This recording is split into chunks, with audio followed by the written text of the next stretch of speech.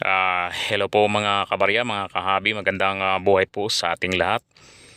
Ito po si Tandang Barya, isang makalansing at mataginting na kasiyahan po at pagpapala sana sa ating matatanggap mula sa itaas. Okay po mga kahabi, magbabahagi po tayo sa ating mga libangan na mga koleksyon sa mundo ng numismatika, mga lumang barya ng Pilipinas pati na sa ibang bansa, pati na sa mga lumang perang papel, mga medalya at mga iba't ibang token. Pero bago po tayo magpatuloy, sana po sa mga bago lang po sa aking mountain channel, ako po ay nakikiusap kung inyong mamarapatin.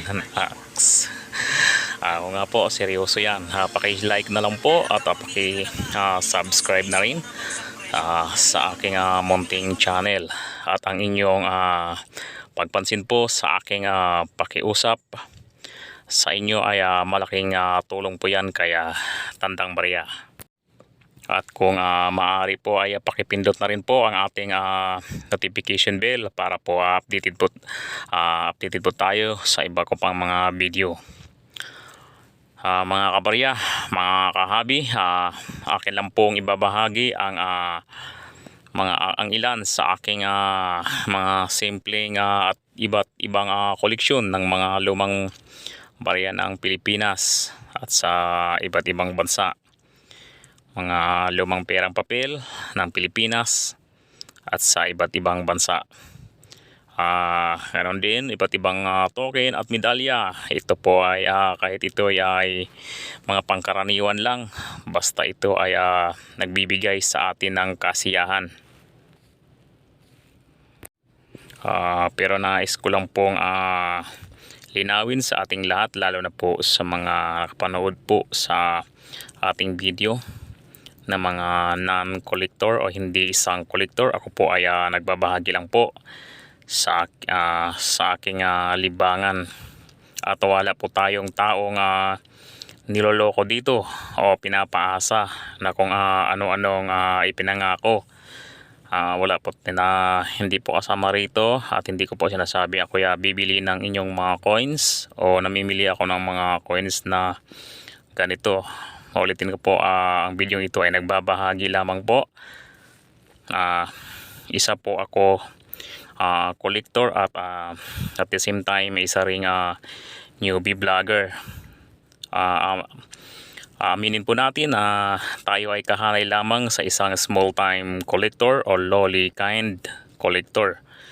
Kaya kadalasan po sa ating mga koleksyon ay mga common lang po o mga pangkaraniwan lang. Ang mga ito kung mayroon mga medyo kakaiba, yan po ay ilan lang yan. Mas marami pa rin po ang mga common collection, pero ito naman ay kahit mga common lang, syempre pinaghihirapan pa rin natin ang mga ito. Ibig sabihin pinagugulan din ng oras at budget ang mga ito. Dahil ang totoo naman, hindi mo naman ito makukuha kung hindi ka rin nagporsige na para magkaroon kanito, lalo na kung mapagmahal ka sa mga ito, o di ba? Tiyaga lang at disiplina sa sarili para maiwasan ang ibang bisyo kung mayroon ka man. Oo. So kahit paano, okay rin ang maging isang numismatic collector dahil natutunan mo hindi lang sa kasaysayan ng mga lumang barya at lumang perang papel, kundi natutunan mo ring iwasan ang mga iba pang mga bisyo sa sarili mo at natututo kang magtipid at iwasan ang anumang mga luho sa sarili mo, lalo na kung may gusto kang i-hunt na mga silver coins or mga proof coins. Talaga namang nakakatakam, kaso yan lang pagka isa kang kagaya na sinabi ko, isa ka lang small time o lowly kind collector, Hala, matinding tiyagaan at pahabaan ng pasensya para makakain ka ng nilaga. Pag may tiyaga, may nilaga. Ika nga, sa mga newbie collector na may nakalaang malaking budget o maraming budget, huwag lang po sana tayo masyadong atat at kagat ng kagat, baka po maagang mapuknat. Kaya double check lang po, double check natin ang ating mga nais nating i-hunt ng mga coins, kasi nagkalat din po ang mga fake or mga replica coins. Kaya mag-ingat po tayo at mapanuri. Sayang yung pera kung hindi naman pala tunay yung ating nakulik. Kaya kailangan sigurado tayo. Di baling mabagal, basta hindi lang magkabungal-bungal. Ay sorry po. Ang ibig ko pong sabihin ay para po hindi ma-scam. Layo naman, pinagtunog lang.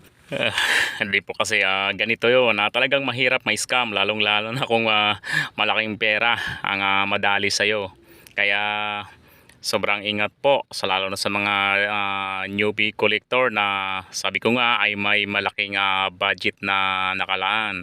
Dahil medyo mainit pa yan, dahil nga ay marami kang pera ng pambili ng ganong mamahaling kaya baka ikaw ay maloko or ma-scam ng hindi mo alam, at ito ay malaking halaga. Nako, ang sakit nun, lalo na kung malaman ng mga asawa niyo na na-scam ka dahil sa pangungulikta. Yari, yun ang ibig sabihin, delikadong magkabungal-bungal. Kaya yun lang, ingat po tayo mga kabarya.